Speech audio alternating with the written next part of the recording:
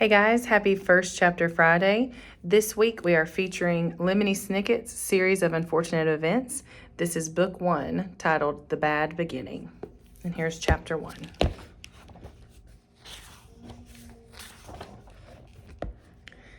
If you're interested in stories with happy endings, you'd be better off reading some other book. In this book, not only is there no happy ending, there is no happy beginning, and very few happy things happen in the middle. This is because not very many happy things happened in the lives of the 3 Baudelaire youngsters. Violet, Klaus, and Sonny Baudelaire were intelligent children, and they were charming and resourceful and had pleasant facial features, but they were extremely unlucky, and most everything that happened to them was rife with misfortune, misery, and despair. I'm sorry to tell you this, but that's how the story goes. Their misfortune began one day at Briny Beach. The 3 Baudelaire children lived with their parents in an enormous mansion at the heart of a dirty and busy city, and occasionally their parents gave them permission to take a rickety trolley. The word rickety, you probably know here, means unsteady or likely to collapse. Alone to the seashore, where they would spend the day as a sort of vacation as long as they were home for dinner. This particular morning it was gray and cloudy, which didn't bother the Baudelaire youngsters one bit. When it was hot and sunny, Briny Beach was crowded with tourists, and it was impossible to find a good place to lay one's blanket. On gray and cloudy days, the Baudelaires had the beach to themselves to do what they liked. Violet Baudelaire, the eldest, liked to skip rocks. Like most 14-year-olds, she was right-handed, so the rocks skipped farther across the murky water when Violet used her right hand than when she used her left. As she skipped rocks, she was looking out at the horizon and thinking about an invention she wanted to build. Anyone who knew Violet well could tell she was thinking hard because her long hair was tied up in a ribbon to keep it out of her eyes. Violet had a real knack for inventing and building strange devices, so her brain was often filled with images of pulleys, levers, and gears, and she never wanted to be distracted by something as trivial as her hair. This morning, she was thinking about how to construct a device that could retrieve a rock after you had skipped it into the ocean. Klaus Baudelaire, the middle child, and the only boy, liked to examine creatures in tide pools. Klaus was a little older than 12 and wore glasses, which made him look intelligent. He was intelligent. The Baudelaire parents had an enormous library in their mansion, a room filled with thousands of books on nearly every subject. Being only 12, Klaus, of course, had not read all of the books in the Baudelaire library, but he had read a great many of them and had retained a lot of the information from his readings. He knew how to tell an alligator from a crocodile. He knew who killed Julius Caesar, and he knew much about the tiny, slimy animals found at Briny Beach, which he was examining now. Sonny Baudelaire, the youngest, liked to bite things. She was an infant and very small for her age, scarcely larger than a boot. What she lacked in size, however, she made up for with the size and sharpness of her 4 teeth. Sonny was at an age where one mostly speaks in a series of unintelligible shrieks, except when she used the few actual words in her vocabulary like bottle, mommy, and bite. Most people had trouble understanding what it was that Sonny was saying. For instance, this morning she was saying gack over and over, which probably meant look at that mysterious figure emerging from the fog.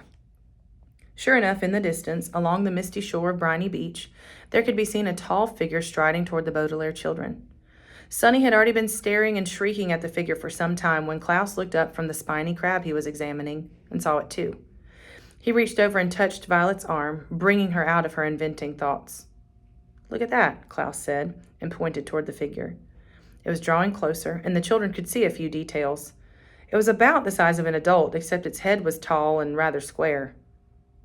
"What do you think it is?" Violet asked. "I don't know," Klaus said, squinting at it, "but it seems to be moving right toward us." "We're alone on the beach," Violet said a little nervously. "There's nobody else it could be moving toward." She felt the slender, smooth stone in her left hand, which she'd been about to try to skip as far as she could. She had a sudden thought to throw it at the figure, because it seemed so frightening. "It only seems scary," Klaus said, as if reading his sister's thoughts, "because of all the mist." This was true. As the figure reached them, the children saw with relief that it was not anybody frightening at all, but somebody they knew, Mr. Poe. Mr. Poe was a friend of Mr. and Mrs. Baudelaire's, whom the children had met many times at dinner parties. One of the things Violet, Klaus, and Sonny really liked about their parents was that they didn't send their children away when they had company over, but allowed them to join the adults at the dinner table and participate in the conversation as long as they helped clear the table. The children remembered Mr. Poe because he always had a cold and was constantly excusing himself from the table to have a fit of coughing in the next room.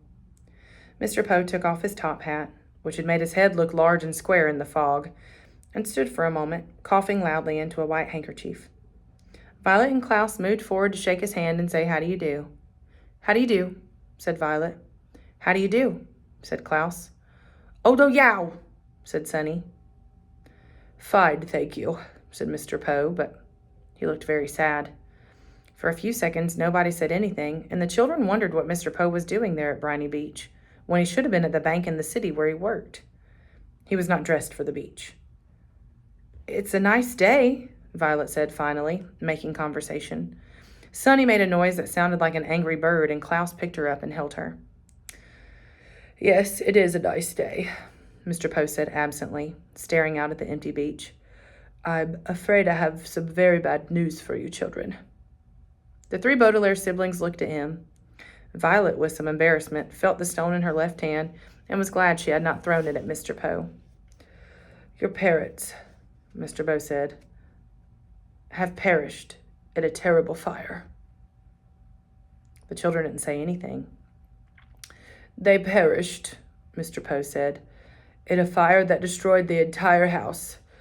I'm very, very sorry to tell you this, my dears." Violet took her eyes off Mr. Poe and stared out at the ocean. Mr. Poe had never called the Baudelaire children "my dears" before. She understood the words he was saying, but thought he must be joking, playing a terrible joke on her and her brother and sister. "Perished," Mr. Poe said, "means killed." "We know what the word perished means," Klaus said crossly. He did know what the word perished meant, but he was still having trouble understanding exactly what it was that Mr. Poe had said. It seemed to him that Mr. Poe must somehow have misspoken. "The fire department arrived, of course," Mr. Poe said, "but they were too late. The entire house was engulfed in fire. It burned to the ground." Klaus pictured all the books in the library going up in flames. Now he'd never read all of them. Mr. Poe coughed several times into his handkerchief before continuing. "I was sent to retrieve you here and to take you to my home, where you'll stay for some time while we figure things out. I'm the executor of your parents' estate. That means I'll be handling their enormous fortune and figuring out where you children will go. When Violet comes of age, the fortune will be yours, but the bank will take charge of it until you are old enough."